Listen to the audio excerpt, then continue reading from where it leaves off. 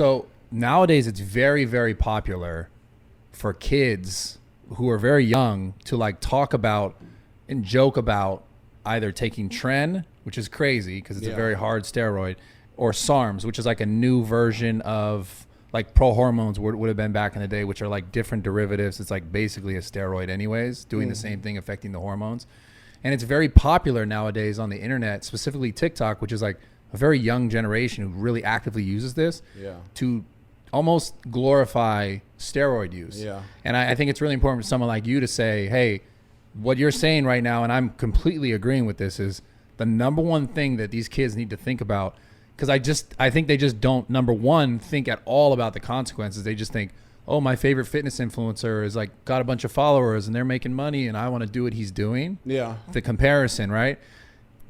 And I'm not saying, hey, don't do this or don't think like this in your life, but what needs to be said is exactly what you're saying is, kids, if you're ever going to think about this, you need to know what's going on inside your body first before you ever get started. So you know what's going on, you know what you're coming into, right? And then if you're ever going to consider to keep doing it moving forward, you have to, like even you did this, best bodybuilder of all time, how 3 times a year you got your blood work done.